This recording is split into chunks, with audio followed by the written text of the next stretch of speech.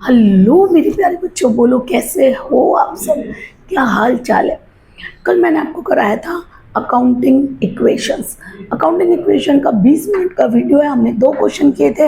Hope आपको वो chapter के प्रैक्टिकल क्वेश्चन समझ में आ गए होंगे। अगर आपको फिर भी अभी कोई क्वेश्चन करने में दिक्कत आ रही है तो आप मुझे कहाँ लिख सकते हैं, कमेंट में लिख दीजिए, मैं पहले वो कंप्लीट करा दूंगी। और आज मैं करवाऊंगी आपको 4 chapter basis of accounting, TS Grewal के अकॉर्डिंग। बेसिस ऑफ अकाउंटिंग भी एक इम्पॉर्टेंट चैप्टर है जिसमें 4 से 6 मार्क्स के क्वेश्चन पूछे जाते हैं। उसमें 2 टाइप हैं, तो दोनों टाइप के क्वेश्चंस मैं आपको सॉल्व कराऊंगी। हाँ, पर उस चैप्टर की थोड़ी बहुत थियोरी भी पढ़ लेना, क्योंकि कभी कभी थियोरी के भी क्वेश्चन उस चैप्टर में से पूछे जाते हैं। सो बिना लेट किए let's go to on our screen. और हाँ, एक बात और बता दूं, अगर अभी भी आपको लग रहा है कि मेरे को ये वाला चैप्टर पहले सीखना है क्योंकि ये वाला चैप्टर मेरे एग्जाम में आने वाला है, तो आप मुझे कमेंट में बता सकते हैं। मैं पहले आपकी प्रायोरिटी के हिसाब से पहले वो चैप्टर करा दूंगी। अभी मैं जनरल प्रायोरिटी के हिसाब से चलती हूँ जो एग्जाम में पूछे जा सकते हैं। सो चलो बिना देरी करे फटाफट चलते हैं हमारी स्क्रीन पर। Let's go to on our screen. चलो, स्क्रीन पे आपको क्वेश्चन दिख रहा है, ये मैंने टीएस ग्रीवाल से लिया है और 26-27 में देख सकते हैं आप। और प्रीवियस ईयर की बुक भी ऑलमोस्ट सेम है, खाली नाम ही बदले, क्वेश्चन सेम है। तो आप 25-26 या 26-27 की बुक जो भी आपके पास है उसमें ये क्वेश्चन होंगे। प्रैक्टिकल क्वेश्चन हम कर रहे हैं, क्वेश्चन नंबर 3 से स्टार्ट करते हैं। 3 क्वेश्चन हम कवर करेंगे, 3, 4, 5। ज्यादा क्वेश्चन है नहीं, लेकिन थियोरी भी पढ़ लेना इस चैप्टर की, ठीक है। चलो, अब पहले मैं आपको थोड़ा सा समझा देती हूँ कि कैश बेसिस ऑफ अकाउंटिंग क्या होता है और अक्रूवल बेसिस ऑफ अकाउंटिंग क्या होता है। देखो, अकाउंटिंग करने के आपके पास 2 तरीके हैं, यानी बेसिस ऑफ अकाउंटिंग में 2 तरीके दे रखे हैं कि कैसे हम अकाउंटिंग कर सकते हैं, कैसे हम ट्रांजेक्शन्स को रिकॉर्ड कर सकते हैं। तो अकाउंटिंग करने के आपके पास कितने तरीके हैं? 2 तरीके। अकाउंटिंग करने के कितने तरीके हैं? 2 तरीके। एक है basis of cash accounting, sorry cash basis. एक है कैश बेसिस और दूसरा है अक्रूवल।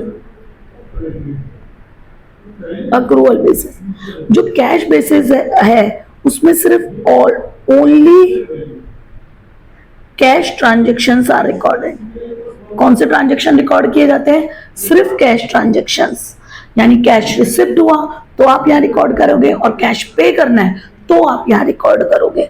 इसमें ईयर को कंसीडर नहीं किया जाता, नॉट कंसीडर ईयर, यानी किस ईयर से, मतलब किस ईयर से वो ट्रांजेक्शन रिलेटेड है, वेदर इनकम हो या एक्सपेंस, इससे कोई फर्क नहीं पड़ता।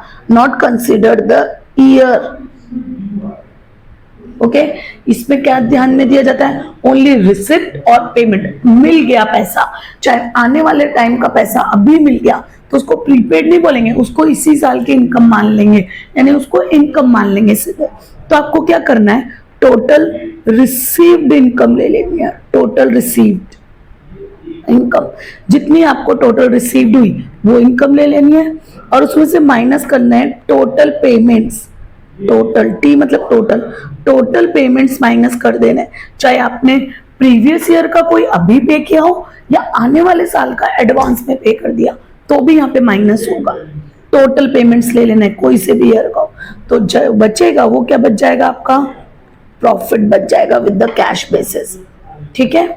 तो बस इतना ही करना है आपको। टोटल रिसिप्ट, चाहे वो कोई से भी ईयर की हो, कोई फर्क नहीं पड़ता। टोटल पेमेंट, चाहे वो कोई से भी ईयर का हो, कोई फर्क नहीं पड़ता, यहाँ पे ले लेना है। तो जो बचेगा वो क्या बच जाएगा? आपका प्रॉफिट बच जाएगा। अब ज्यादातर जो लोग प्रोफेशनल होते हैं ना, जैसे डॉक्टर्स, लॉयर्स, वो लोग ये कैश बेसिस फॉलो करते हैं, लेकिन बहुत कम चांसेस है, मार्केट में ज्यादा कैश बेसिस यूज नहीं होता, ज्यादातर होता है अक्रूवल बेसिस। अब चलते हैं ma'am, what is accrual basis? Accrual basis में हम करंट ईयर को कंसीडर करते हैं। किसको कंसीडर करते हैं? ईयर को कंसीडर करते हैं। इन अक्रूवल बेसिस हम किसको कंसीडर करते हैं? ओनली करंट ईयर, यानी अकाउंटिंग ईयर, जिस पीरियड की आप अकाउंटिंग कर रहे हो, current year income and expense are recorded whether paid or yet to be paid, अभी पे करना बाकी है तो भी वो करंट ईयर का एक्सपेंस है, तो भी आप उसे कंसीडर करोगे, येट टू बी पेड। और अगर इनकम हो, in case of income, in case of income received और receivable, yet to be received, receivables, तो भी आप उसको कंसिडर करोगे, यानी अभी मिलनी बाकी है। आपने एडवांस चुका दिया था पिछले, यानी इस साल का एक्सपेंस आपने प्रीवियस ईयर एडवांस में चुका दिया था, तो भी आप उसको इस साल लोगे। यानी हमको यहाँ पर करंट ईयर, अकाउंटिंग ईयर को फॉलो करना है। हमारे साल की टोटल इनकम, हमारे साल के टोटल एक्सपेंस, करंट ईयर। तो इसमें कैसे करेंगे? इनकम रिसीव्ड, पहले ले लो इनकम रिसीव्ड, जो भी है इनर कॉलम में लिखना, ठीक है। उसमें से माइनस कर देना एडवांस, क्योंकि एडवांस इसका नहीं है। अगर कोई इनकम आपको एडवांस में मिली है तो वो इस पीरियड की नहीं है, तो उसको क्या कर देंगे? एडवांस को क्या कर देंगे? माइनस कर देंगे। और अगर कुछ मिलनी बाकी है, accrual, accrued, due but not receive, due हो चुकी है बट नॉट रिसीव, तो अक्रूड इनकम है तो उसको ले लेंगे। ओके, अक्रूड का मतलब क्या होता है? Due but not received. Okay, तो वो ले लेंगे। और कुछ एडवांस चुका मिली है आपको इनकम, तो वो माइनस कर देना, यानी वो करंट ईयर की नहीं है, एडवांस आने वाले साल की, इस साल में आपको मिली है, तो वो आपके पीरियड की नहीं है, तो आप उसको माइनस करके रिमूव कर देना। ओके, समझ में आया? बोलो यहाँ तक कोई दिक्कत? चलो आगे चलते हैं। अब बात करते हैं, तो यहाँ पे जो बचेगा आपका, बच जाएगा टोटल इनकम। क्या बच जाएगा? Total income. अब इसमें से माइनस करोगे आप एक्सपेंस, ये टोटल इनकम हो गई आपकी। अब ले लो सारे एक्सपेंडिचर, टोटल एक्सपेंस। तो पहले टोटल एक्सपेंस पेड ले लो, पहले जितना आपने एक्सपेंस पे किया है, एक्सपेंस पेड, इनर कॉलम में लिखना। फिर उसमें से क्या कर देंगे? अगर कुछ चुकाना बाकी है तो प्लस कर देंगे आउटस्टैंडिंग एक्सपेंस। आउटस्टैंडिंग मतलब अभी चुकाना बाकी है, वो करंट ईयर के खर्चे हैं, तो उसको आप क्या कर दोगे? यहाँ पे प्लस कर दोगे। और अगर कुछ एडवांस चुकाए आपने एक्सपेंस, यानी प्रीपेड, उसको क्या बोलेंगे? प्रीपेड एक्सपेंस, तो वो हमारे पीरियड के नहीं है, उसको माइनस करके रिमूव कर देंगे। तो यहाँ पे इस साल का आ जाएगा, तो इसको थोड़ा नीचे लिखना, ऐसे क्यों करता है ये? तो यहाँ पे आपका जो बचेगा वो बच जाएगा टोटल एक्सपेंस। और टोटल इनकम में से टोटल एक्सपेंस, तो आपका प्रॉफिट बच जाएगा इनकम माइनस एक्सपेंस, तो आपका क्या बच जाएगा? प्रॉफिट। तो आप टोटल एक्सपेंस, टोटल इनकम ले लेना यहाँ से और टोटल एक्सपेंस ले लेना यहाँ से। जब माइनस करोगे तो आपकी यहाँ पे क्या वैल्यू बच जाएगी? प्रॉफिट बच जाएगा। बोलो कोई दिक्कत? ठीक है, तो ये आपको मेथड फॉलो। चलो स्टार्ट करते हैं क्वेश्चन नंबर 3 से। In the financial year 24-25 Shiva earned total revenue of rupees 3,45,000, out of which 2,35,000 was received. तो टोटल रिसीव कितना हुआ है? ओनली 2,35,000। तो अगर आप कैश बेसिस फॉलो कर रहे हो तो आप पूरा 2,35,000 लोगे, लेकिन अगर आप अक्रूवल बेसिस फॉलो कर रहे हो तो इस साल की पूरी इनकम यानी 3,45,000। ओके, आगे चलते हैं। Total expense paid by is 220, out of which 10,000 वर 25-26, और हमारा ईयर कौन सा है? 24-25, यानी 10,000 रुपये आने वाले पीरियड के। अगर आने वाले पीरियड के हैं, अक्रूवल बेसिस में माइनस करके हटा देंगे, लेकिन कैश बेसिस होगा तो इसको लेना पड़ेगा, यानी 220 टोटल लेंगे, क्योंकि टोटल पेमेंट कितने का किया आपने? 2,20,000 का। और 15,000 स्टिल पेंडिंग, तो यानी 15,000 आउटस्टैंडिंग है, अभी पे करना बाकी है। तो अक्रूवल बेसिस में इसको ध्यान में रखेंगे, लेकिन कैश बेसिस में इसको ध्यान में रखने की ज़रूरत नहीं है। तो आप बोलोगे मैम लिख के बताओ, आप ऐसे समझ में नहीं आ रहा, चलो लिख लेते हैं, यहाँ पे लिखते हैं, यहाँ पे लिखती हूँ। फर्स्ट क्वेश्चन कौन सा मेथड कर रहे हैं, पहले कैश बेसिस, ठीक है। कैश बेसिस में क्वेश्चन नंबर कौन सा है हमारा, थर्ड। चलो कैश बेसिस में सबसे पहले लिखते हो आप इनकम रिसीव्ड, टोटल कितना रिसीव हुआ है, इनकम रिसीव्ड। जैसा मैं फॉर्मेट में लिख रही हूँ वैसा ही आपको लिखना है। तो टोटल आपको इस साल की इनकम उससे मतलब नहीं है, टोटल रिसीव कितना हुआ है 2,35,000। तो टोटल रिसीव कितनी ले लेंगे आप, 2,35,000। और एक्सपेंस ले लो, एक्सपेंस पेड लेना, कोई से भी ईयर क्यों, कोई फ़र्क नहीं पड़ता। एक्सपेंस पेड है आपके 2,20,000, कोई से भी ईयर के, उससे कोई फ़र्क नहीं पड़ता, ये कैश बेसिस है, ठीक है। तो आए आपका प्रॉफिट आ गया 15,000। बस इतना ही क्वेश्चन है। बोलो 1.5 मार्क्स में आराम से आता है, 3 मार्क्स या 4 मार्क्स से पूछा जाता है, 1.5 या 2 मार्क्स का आता है, इजी। लेकिन अक्रूवल में आपको बहुत सारी चीज़ें ध्यान रखनी है, अक्रूवल बेसिस में, ठीक है। अब यहाँ पे लिखो इनकम रिसीव्ड। अब यहाँ पे आपको ईयर कंसीडर करना है, आपके ईयर का ही लेना है, दूसरे ईयर का लेना नहीं है। अगर प्रीवियस ईयर है तो भी रिमूव, और आने वाला साल है तो भी रिमूव, सिर्फ करंट ईयर, ओके। और करंट ईयर है आपका 24-25। तो इनकम रिसीव्ड कितनी है, तो इनकम रिसीव्ड आपकी 2 लाख, देखो 2,35,000। तो इनर कॉलम में लिखो 2,35,000। लेकिन टोटल आपने कमाई थी इस साल की इनकम, टोटल इनकम थी 2,45,000, यानी बाकी रिसीव होना भी पेंडिंग है, अक्रूवल इनकम, अक्रूड, ठीक है। तो वो प्लस कर देंगे, अक्रूड इनकम। अक्रूड इनकम कितना है, या तो 245, 345 में से 235 माइनस कर दो, फिर जो बचेगा वो लेना। या फिर आप क्या कर सकते हैं, डायरेक्ट टोटल 345 भी ले सकते हैं डायरेक्टली। तो मैं माइनस करती हूँ, 345,000 में से माइनस कर दो 2,35,000, तो आपको बचेगा अक्रूड इनकम कितनी आ गई, 1,10,000। तो बाहर अल्टीमेटली टोटल कितना आएगा, टोटल इनकम कितनी आ गई, टोटल इनकम आ जाएगी आपकी 3,45,000। आप सीधे चाहो तो टोटल इनकम भी ले सकते हो, ठीक है। एक बार देख लो, ये 345 ही था ना, हाँ, तो टोटल 345 भी ले सकते हो करंट ईयर इनकम बोल के, ठीक है। अब एक्सपेंस की कैलकुलेशन करते हैं। तो ये पहला ए निकाला आपने, अब बी निकालो एक्सपेंस। तो पहले ले लो एक्सपेंस पेड। तो एक्सपेंस पेड किया आपने 2,20,000, उसमें से 10,000 आपके पीरियड के नहीं है, तो आप माइनस करके क्या कर देंगे, रिमूव। प्रीपेड, प्रीपेड कौन से ईयर के थे, वो 25-26 के थे, आपके पीरियड के नहीं थे, आपका पीरियड 24-25 है, तो आप माइनस करके हटा दो। तो बचा कितना, 2,10,000। और अभी पे करना बाकी है, तो आउटस्टैंडिंग वो क्या कर देंगे, plus outstanding expense.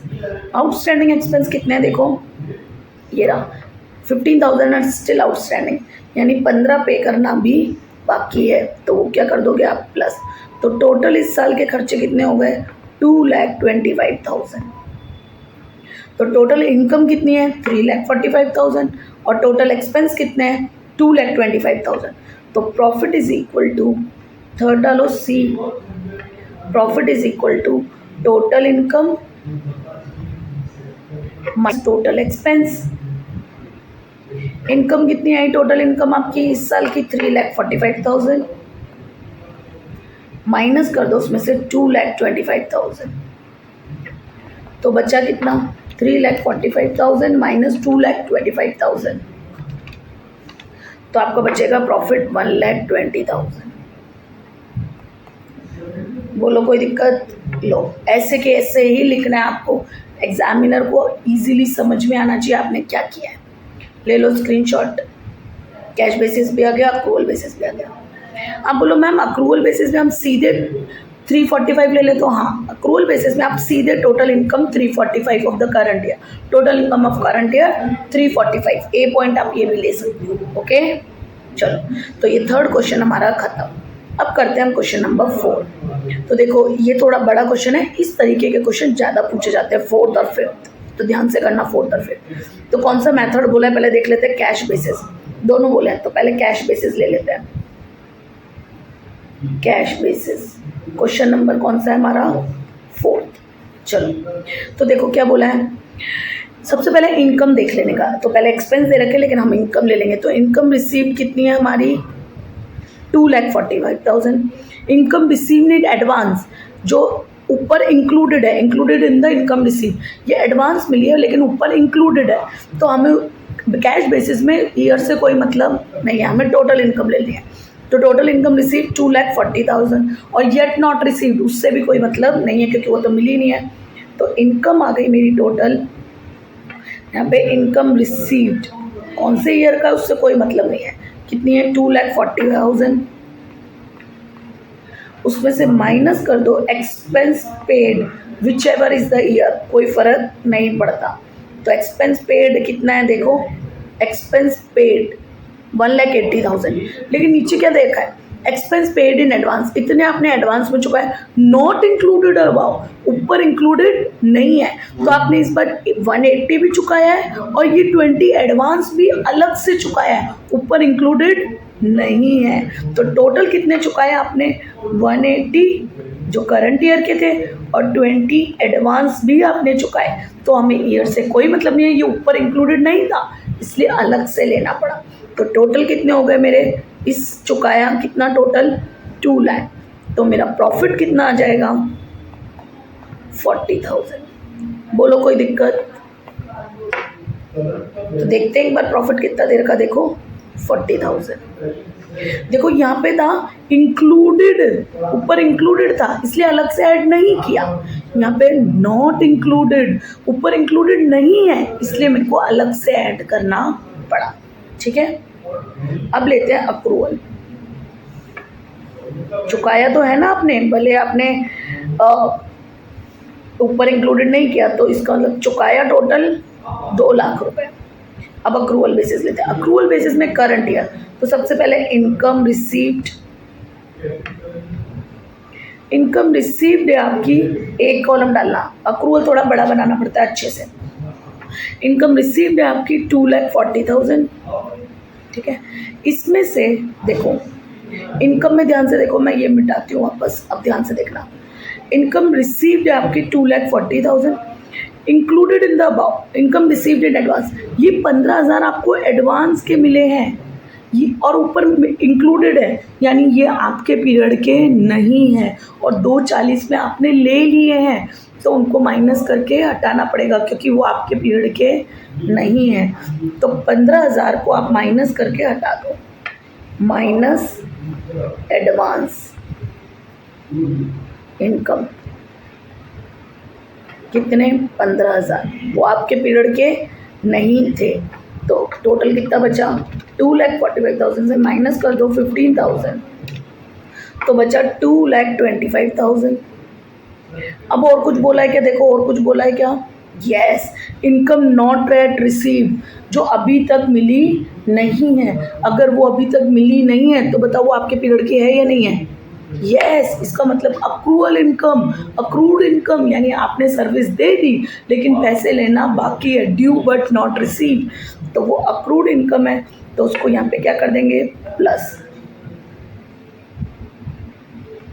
Accrued income, due but not receive कितनी थी, yet to be receive, not yet receive 12,000, तो 12,000 आप इसमें क्या कर दोगे प्लस, क्योंकि वो आपके पीरियड की है।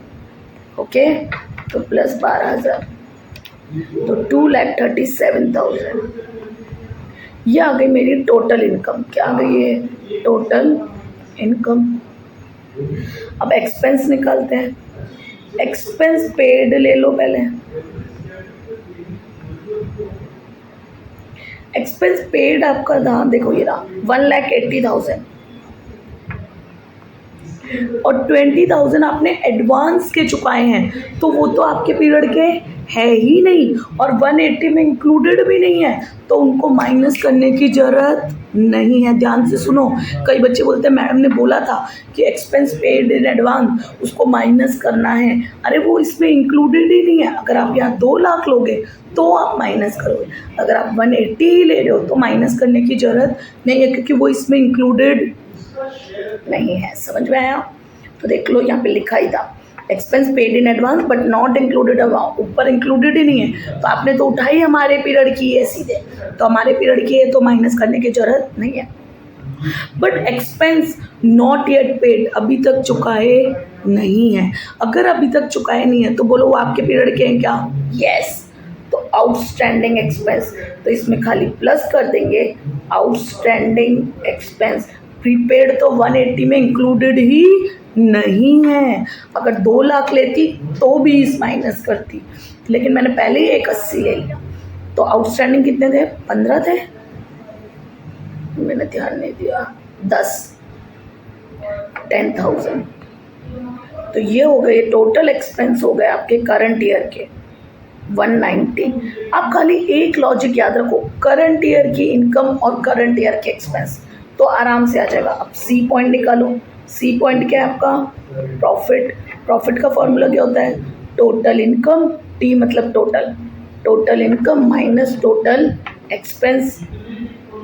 इनकम कितनी है आपकी? 2,37,000, और एक्सपेंस कितने हैं आपके? 1,90,000। माइनस कर दो तो आपका बच जाएगा 47,000। क्या बच जाएगा? प्रॉफिट। बोलो कोई दिक्कत? इजी? लो ले लो स्क्रीनशॉट, सारे एक साथ नहीं आ पाएगा, अक्रूवल ले लो पहले। डन? अब कैश बेसिस ले लो। ओके, इजी है ना बहुत? ओके, ये ध्यान से पढ़ना। एक में इनकम में इंक्लूडेड इन द अबाव है और ये नॉट इंक्लूडेड अबाव है, तो आपको ध्यान रखना पड़ेगा whether it is included in the above और नॉट। ओके ओके, अभी फिफ्थ वाला एक बार क्वेश्चन ध्यान से पढ़ना।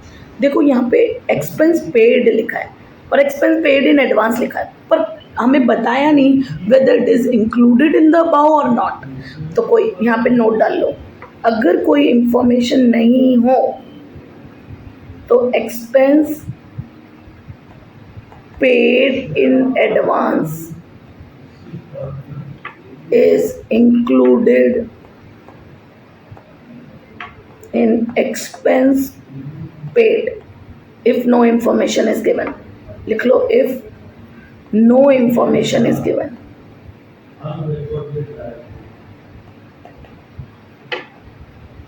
अगर कोई इंफॉर्मेशन गिवन नहीं है तो जो एक्सपेंस पेड है और उसके नीचे एक्सपेंस पेड इन एडवांस लिखा हुआ है, तो वो एडवांस वाला ऊपर पेड में इंक्लूडेड है।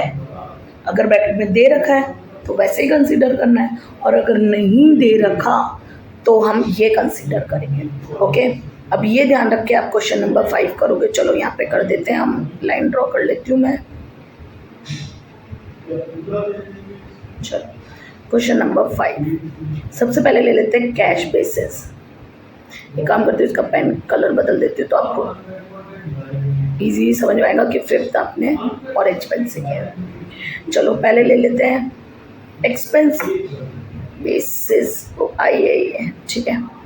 ओके, पहले इनकम। इनकम रिसीव्ड है 1,20,000 और इनकम रिसीव्ड इन एडवांस। देखो अब ब्रैकेट में क्वेश्चन लिखा तो हम क्या मानेंगे? ये 15,000 रुपये 1/20 में इंक्लूडेड है।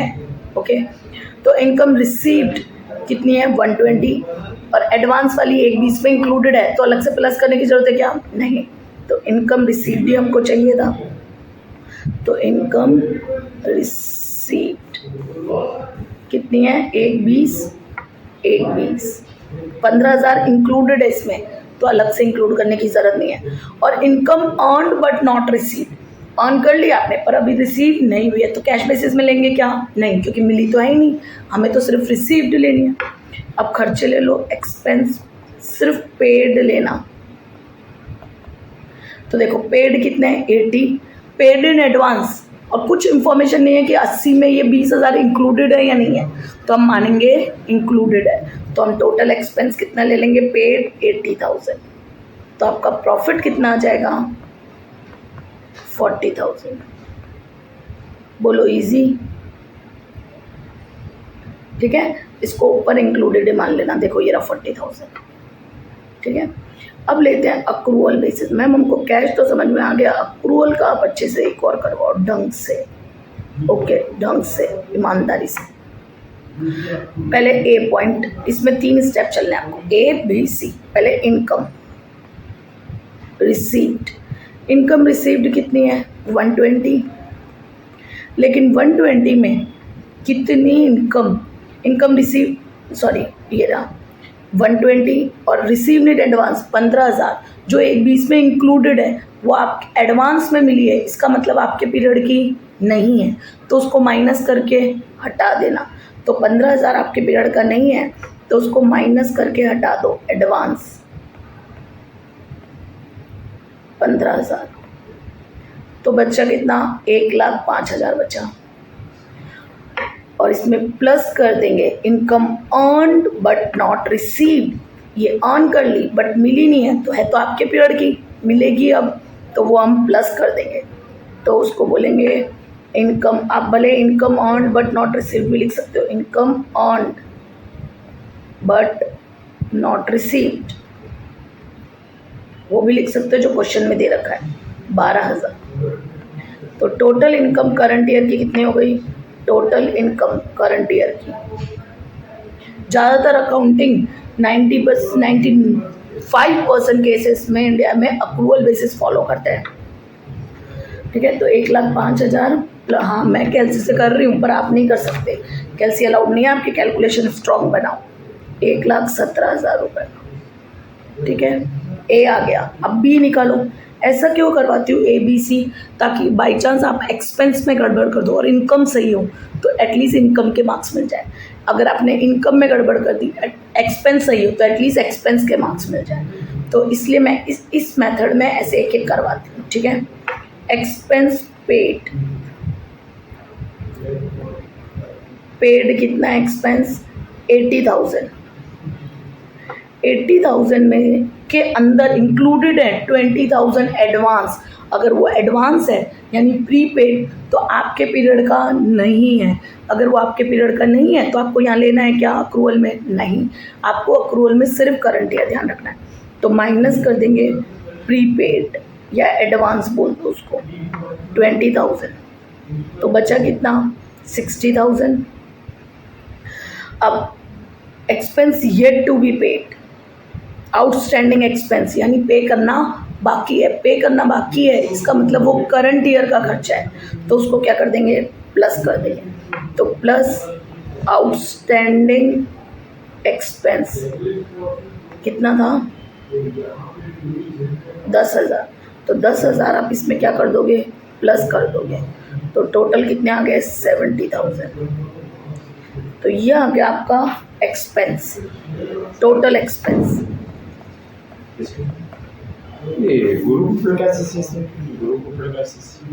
गुरु